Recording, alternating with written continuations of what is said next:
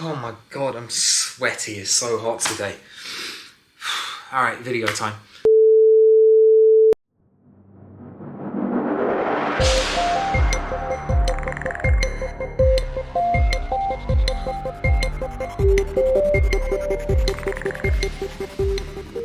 Football. It's a pretty weird sport really, isn't it? And even though football has become this polished, glamorous, some might say soulless and money-orientated entity it is today, we still get a few really strange stories coming out. Like for example, the Irani women's team actually fielding 3 men for one, and a Maltese team being so bad at football they were actually investigated for match fixing. But that isn't what we're going to be focusing on today, because these stories I mentioned, they're just one-offs, and they pale in comparison to what is consistently the craziest league in all of Europe, Latvia's Virslīga.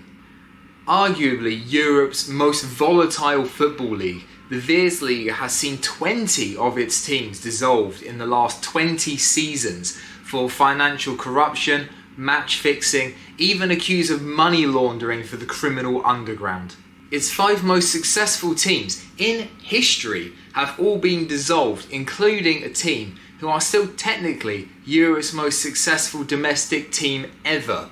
And the turnover of teams is so extreme that only one team from the 2012 season actually still exists today. Latvian football has had to face international financial crises, corrupt politicians, bribery, and even a Soviet ethnic cleansing campaign just before World War II. So all of these harmful elements and more have combined to make sure that Latvia has gone from once being one of the Champions League's favourite fringe leagues to now being one of the poorest and lowest attended leagues in all of Europe. Before we go any further, I just want to set a bit of context on the history so it makes it a bit easier to understand why the Virslīga is so screwed, effectively. And it makes sense once you realise that much like the Virslīga, Latvia as a whole has a pretty turbulent and difficult history. Fresh off the heels of the unsuccessful Russian Revolution in 1905, Latvian football can trace its origins back to 1908, when the Riga Football League was founded and was run until 1915. Following the successful Russian Revolution and World War I, the league stopped, and in the meantime the Latvian-Soviet peace treaty gave Latvia independence in 1920. In 1922 though, Latvia's national league was established and was known as the Latvian Championship until the full Soviet occupation of Latvia in 1940. Now speaking of the Soviets, here's a weird story about them in football that you wouldn't really expect to see. The 1937 season in Latvia was postponed due to a secret Soviet operation in Latvia where Soviet agents kidnapped and killed over 16,500 people who opposed communist rule in Latvia. Some of these people were directly involved with the Latvian National League. The Latvian operation was part of the NKVD's wider Great Purge, executed by Joseph Stalin from 1937 and into 1938, which aimed to ethnically cleanse neighbouring countries while also weakening the states and making it easier to impose communist rule in the near future. Then, along with the Soviet occupation in 1940, of course, came World War II. Seasons in 1941 and 1943 were cancelled due to the Nazi occupation in World War II. After this, though, the league remained undisturbed until Latvia declared independence from the Soviet Union in 1991.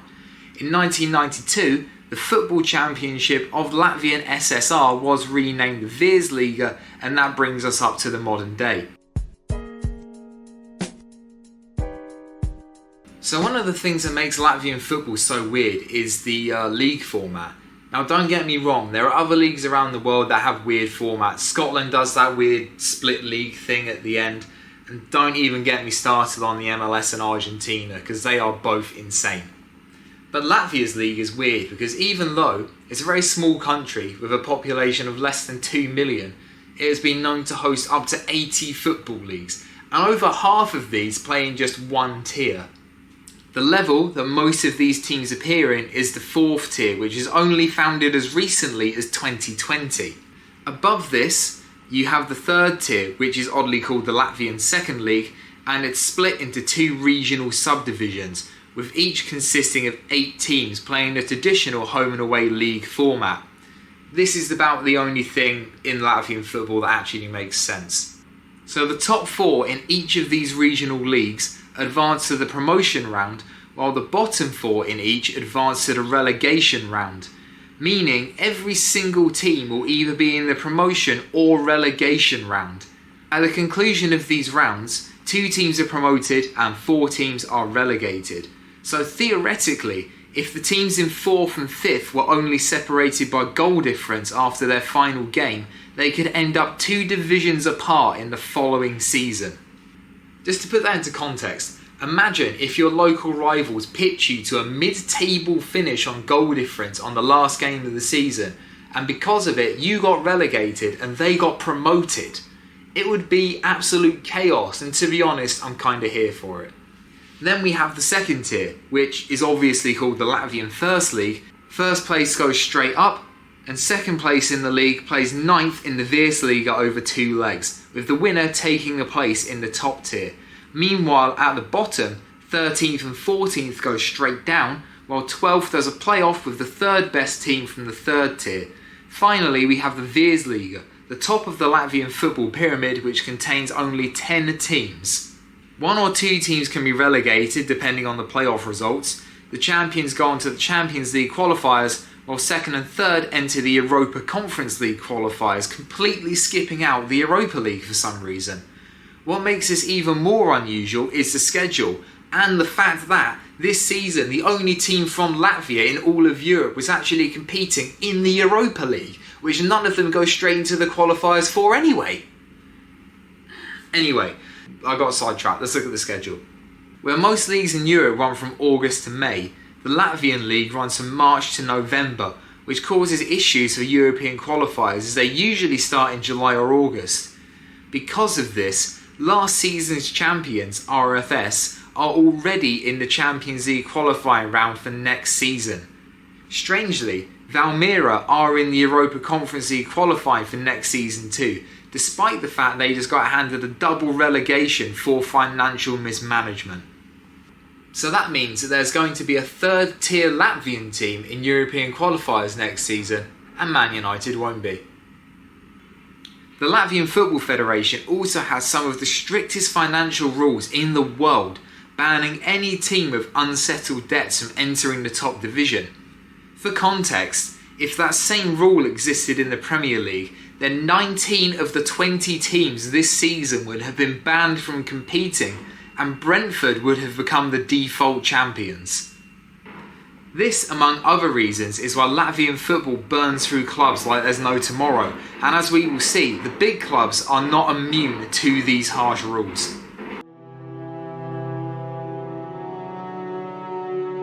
Now, no video about Latvian football would be complete without mentioning their big dogs, their top guys, their Bayern Munich, their PSG, their big names, FC Sonto.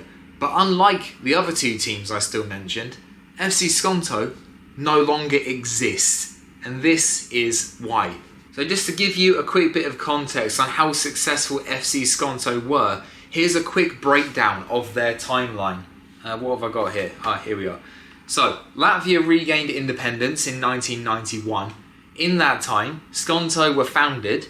They set the record for the most consecutive league titles ever in European football history. These league title victories were part of them winning 27 trophies in 25 years. They then got relegated, went bankrupt, and all of this happened in the space of time since Spurs last won a league trophy. But how? Well, let's take a look. Sonto had all the makings to be one of European football's top underdog stories. When the Latvian higher league was reformed in 1992, Sonto immediately started tearing through the competition. They went on to win 14 consecutive league titles, and they then went on to win it for a 15th time in 2010.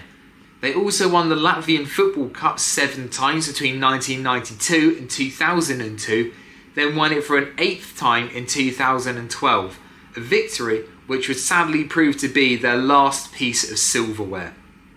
They managed to mount no less than 22 European qualifying campaigns in the span of only 24 seasons between 1992 and 2016, with their most notable appearance including clashes with Napoli, Inter Milan, Spartak Moscow, Malmo, and they even managed a 0-0 draw against Chelsea in 2000. On top of this, they were also involved in a 3-2 defeat to Barcelona at the Nou Camp, where they actually led twice, and they managed a huge upset victory against the kingpins of all of British football. That's right, Aberdeen. But things started to unravel for Sonto in 2013, when their biggest sponsor pulled out due to their own financial difficulties. This led to a long-term delay in paying staff wages and initially caused the Latvian Football Federation to refuse Sonto's application to join the 2014 Virslīga. However, Sonto were eventually granted a licence after an appeal, but were later disqualified from the Europa League by UEFA. Yeah, because banning a team from competing in Europe is a really great way to help their financial situation, isn't it, UEFA? In the summer transfer window of 2014, the Latvian Football Federation placed a transfer embargo on Sonto, saying they were banned from signing any new players until all of their debts had been settled. On the 6th of July 2014, the severity of the situation became really clear, as they suffered a 3-0 technical defeat to FK Liepāja after the players refused to play over unfulfilled wages. This led to the resignation of club president Vladimir Kalesnid. Vladimir Kalesnitchenko. We'll go with that. And the club was deducted 1 point by the Latvian Football Federation. On the 14th of October 2014, Latvia's State Revenue Service suspended the club's bank accounts and the club was deducted another 4 points. The following month, Sonto announced that they had paid all of their owed debts to their players and staff, but were still in debt to the State Revenue Service. 1 year later, this debt remained unsettled, and as a result they were banned from entering the 2016 Virslīga and were relegated to the second tier of Latvian football. They managed to see out the season and finish 6th, but with no new sponsors, investors or potential owners, the club was effectively doomed. On the 1st of December 2016, Sonto, the ultimate kingpins of Latvian football, announced their bankruptcy, thus bringing an end to the nation's greatest ever football club. The very sudden and abrupt decline of Sonto really does highlight the fragility of football leagues in small countries like Latvia and the huge disparity of wealth in modern football. Their demise was a stark warning to Latvian football that if it can happen to Sonto, then it can happen to anyone. And as we can see from the 19 other teams that have collapsed since 2005, it most certainly did. So, the Latvian Virslīga receives a pretty decent amount of foreign investment, as does the Latvian economy on the whole. Because of this, the Baltic states are among the worst hit countries in the world during the aftermath of the 2008 financial crisis, with Latvia suffering the heaviest. Since regaining independence, Latvia had enjoyed a steadily growing economy, but in the last quarter of 2008, their economy shrank by 10.5%, and this had increased to 18% by the end of 2009. In the same time frame, Latvia's unemployment rate soared from 7% to 22.8%, and the coalition government in the country at the time collapsed. This huge financial downturn impacted the Virslīga too, as 6 teams went under during the recovery years from 2008 to 2010. By 2012, Latvia's economy had made a drastic recovery. However, this wasn't enough to save JFK Olymps, as they went bankrupt earlier that year. The reason for it is actually because until 2008 they had been directly funded by Latvia's Ministry of Defence. And without this funding or any major sponsorship, the club could only hold on for so long. They dissolved in 2012, just 7 years after they had been founded. Unfortunately, these difficult times for Latvian football would end up setting the tone for many grim years ahead. You hear the phrase hitting rock bottom a lot in the world, in sports, in politics, in wrestling. You see it all the time. But I don't think anything really epitomises the idea of rock bottom quite like this period in Latvian football. In the years following the financial crash, former two-time league champions Latvijas Metalurgs joined the long list of names in the Latvian club graveyard, and the league continued to struggle financially. But 2015 would arguably become the worst year in modern history for Latvian football, as the Virslīga lost 4 teams in this year alone. That is just in the Virslīga, by the way, the top league. This doesn't take into account how many lower division and amateur teams also went bankrupt, which could be dozens for all we know. Daugava Riga, FC Jurmala, FB Golbīn and former champions Daugava Daugavpils all folded in 2015, with the reasons ranging from unsettled debts to money laundering. However, all 4 of these teams had one very grim thing in common: match fixing. Daugava Daugavpils first became involved in match fixing in 2013, following their 7-1 Champions League qualified defeat to Swedish side Elfsborg, where all 7 goals were scored in the second half. An investigation into this result and other suspicious games of theirs in 2013 and 2014 was led by uefa and the state police of Latvia. During the 2014 spot check at the club, former club president Oleg Gavrilov, there's some serious names in this video, Oleg Gavrilov was arrested on suspicion of money laundering and breaching a disqualification against him regarding involvement in Latvian football. The club's manager, Ivan Tabanov, was also arrested for match fixing, while the sporting director and 2 players were permanently banned for involvement in Latvian football. This ended up being a massive death blow for Daugava Daugavpils, as they were refused entry into the 2015 Virslīga by the Latvian FF before being excluded from the Latvian Football Federation entirely and folding in December that year. Meanwhile, Daugava Riga were banned from entering the 2015 Virslīga over money laundering allegations. FC Jurmala folded after a string of bribery allegations, and FC Golbīn were permanently banned from Latvian football mid-season after a uefa investigation found them guilty of accepting bribes, following 2 heavy defeats to FC Spartaks and Sonto. Interestingly, both of those clubs don't exist anymore. With only 7 teams remaining in the 2015 Virslīga, the competition was eventually won by FK Latvija, who had only been founded 1 year prior.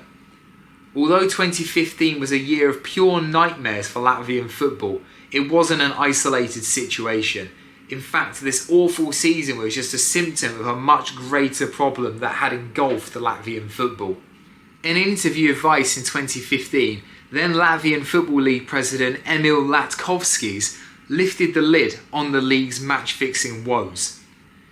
During this interview, he revealed that, and I quote, "Even the police didn't know where the former Daugava Riga owners were." He talked about the strict financial rules of the league and is quoted as saying, "With some teams, you see their financial model doesn't make sense. A lot of backers finance clubs from their personal funds, but then you start asking, where is that money coming from? Why are certain players moving from one suspicious club to another? Latvia is pretty small and usually you know who is funding a club, but with some, this money is probably coming from activities that are not related to football. We're talking money laundering, drugs, human trafficking. We think criminal money was being put into these clubs as a means of hiding it." Although Latkovskis didn't mention any names directly, I did a bit of digging and I'm pretty sure I know who he was talking about. As well as the previously mentioned Oleg Gavrilov, A Latvian politician and statesman named Andris Silins was a suspiciously common name in Latvia's match-fixing investigations. Before politics, Silins was a doctor, and in 2013 he became chairman of the Latvian Pensioners Federation. In 2014, he was elected as a member of the Saeima, the Latvian parliament, and served one term until 2018. This time window between 2014 and 2018 is where things started to get really interesting for Silins. Silins became heavily involved with three Latvian football teams: Jirmila FC, Daugava Riga and FB Gulbīna. Sound familiar? Under his ownership, all three teams faced financial struggles, match-fixing allegations and ultimately folded. Firstly, Jirmila FC were linked to several match-fixing scandals in 2014 and 2015, and although Silins was never openly accused of being involved, he was the owner at the time, and Jirmila FC dissolved in 2015. Silins was also involved with FB Gulbīna. Under his ownership, they also became embroiled in financial troubles, and as previously mentioned, they were permanently banned for competing in Latvian football in June 2015. Plus, he was also involved in Daugava Riga until they too collapsed in 2015, following a flurry of match-fixing allegations and financial mismanagement. So Silins owned three football teams in the space of 2 years who were all caught up in match-fixing allegations almost simultaneously and all collapsed over financial misconduct. In June 2015, police reported that several people involved with Daugava Riga, including Andris Silins, had become hard to contact or completely disappeared. This was in spite of the fact that Silins was not only a member of the Saeima at the time, but had also been re-elected as the chairman of the Latvian Pensioners Federation in March 2015. An investigation was carried out into Silins in 2015, and another was carried out in 2018 by the KNAB. They opened an investigation into Silins over his previous allegations and also a fresh corruption scandal where he was allegedly receiving backhanders from a bank to encourage pensioners to open accounts with them. As he was still a member of the Saeima at the time, this broke Latvia's conflict of interest laws. But the findings of these investigations were never made publicly available, which seems suspicious to say the least. What makes it even more suspicious is the fact that Silins did not run again in 2018 for the Saeima and has since completely disappeared out of the public eye.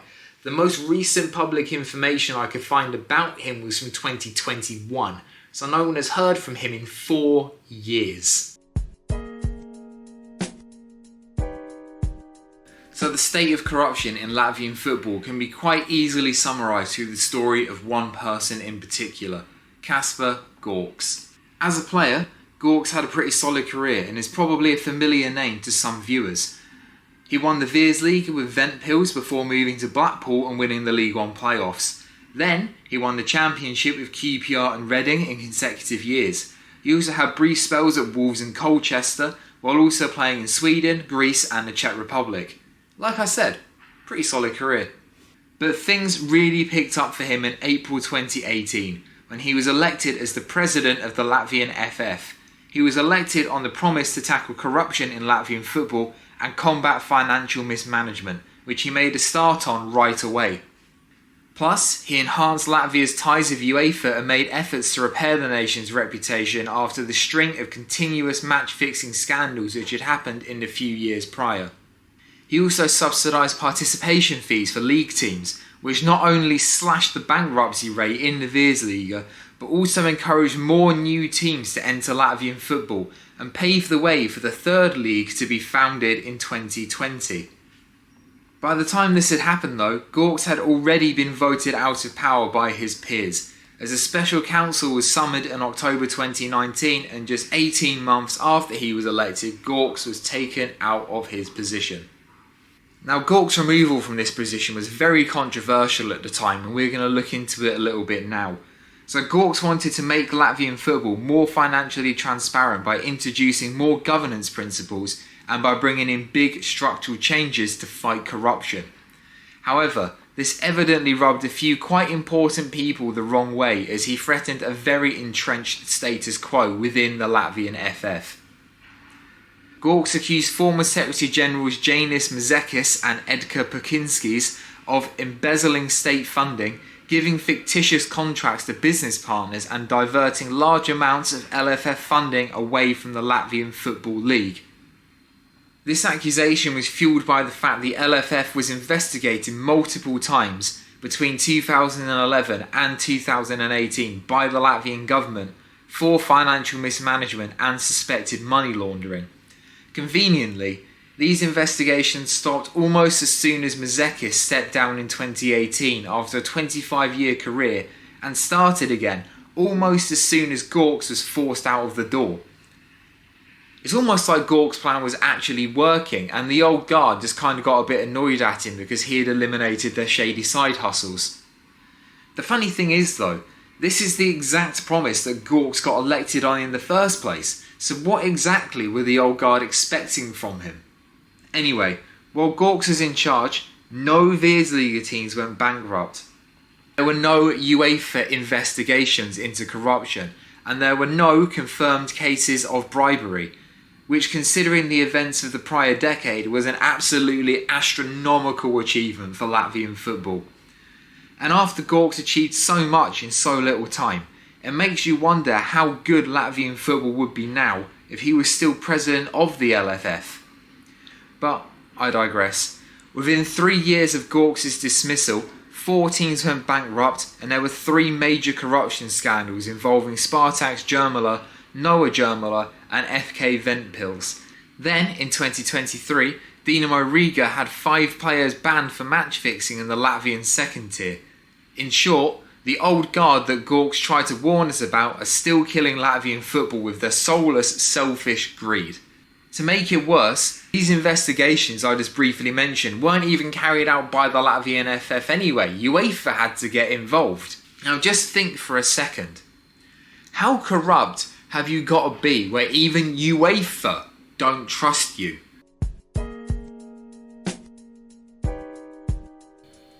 Even though some critics have blamed the Latvian Football Federation for so many teams going bankrupt in Latvia, it does seem that their iron-fisted approach to stamp out corruption and suspicious finances may have worked in the long run, even if it caused initial chaos. Only 5 top-flight teams have been dissolved since 2015, which compared to the 12 teams in a 10-year window before then is a great improvement. However, the destruction of Latvian football through the 2008 financial crisis and a seemingly endless stream of corruption allegations has dented fanfare. Attendance for Latvian football was the 5th lowest in Europe last season, with only Riga FC managing an average home gate over 1,000. In fact, the average home attendance for the entire league in 2024 is just 483, but this is still the highest it has been since 2015. To give some context, 483 is lower than the average attendance in England's 7th tier. However, we do have to consider the fact that England has about 25 times the amount of people as Latvia, and football is only Latvia's 3rd most popular sport behind ice hockey and basketball. But this doesn't change the fact that Latvia's football popularity has suffered massively due to recent corruption and is only just starting to recover after a decade of pure uncertainty.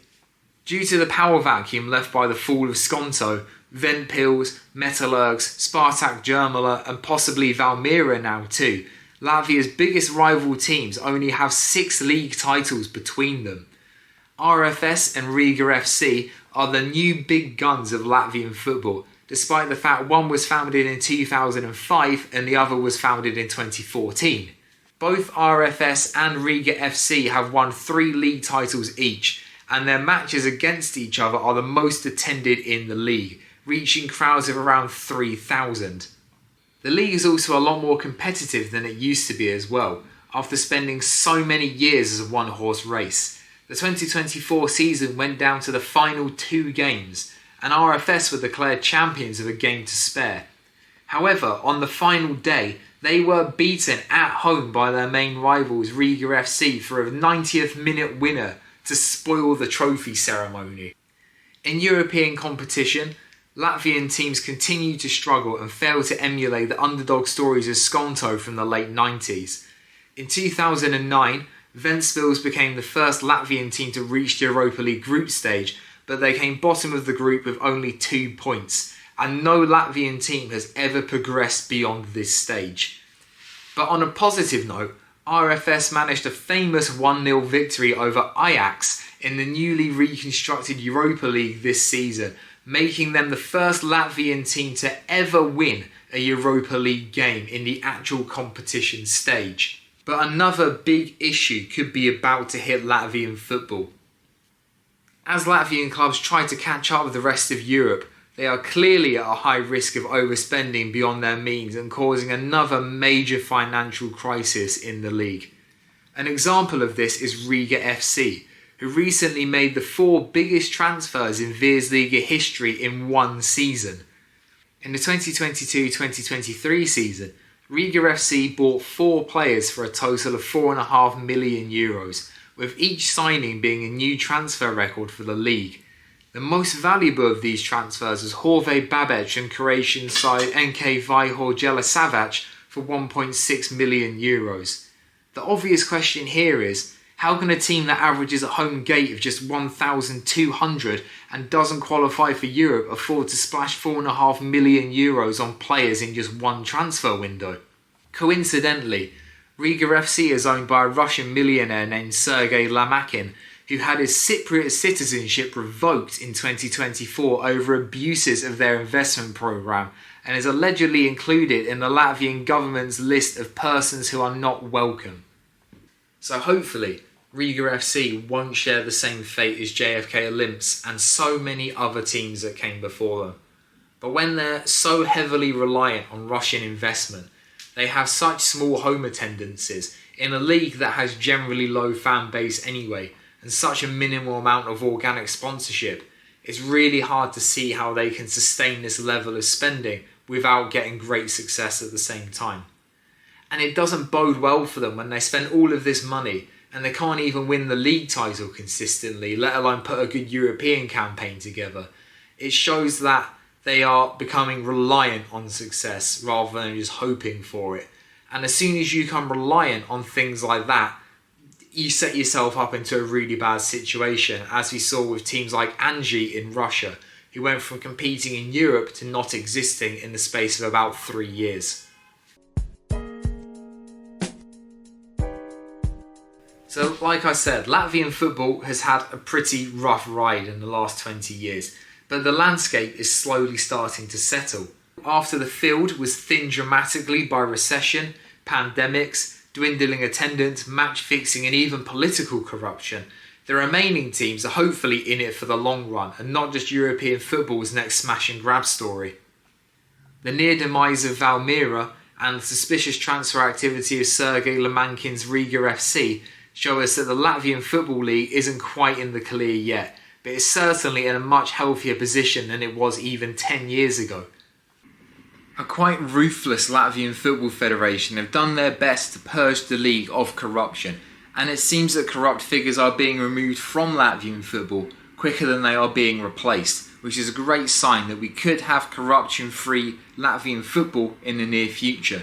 However, if the Latvian Football Federation really do want to eliminate corruption from Latvian football, then they should probably look in a mirror at some point. Meanwhile, the presence of more stable teams like RFS, Auda and the newest Daugavpils side will hopefully cause fanfare to bounce back. RFS earning Latvia its first Europa League win just 10 years after there are only 7 teams left shows how far the nation has come in recent times, and a solid Conference League campaign could be on the cards for one of Latvia's teams in the near future. But do not let this distract you from the fact that there is an insane wealth disparity in football that is slowly killing the game. While teams like Sonto, Nicolas and dozens more are wiped from the face of the earth, FIFA and UEFA turn over record profits, season ticket prices continue to rise, and elite clubs solely alienate their core fan base with profit-driven agendas. But I digress. In the gradually disassociating world of modern football, The Virslīga has somehow managed to remain grounded in the face of so much adversity and has remained true to itself.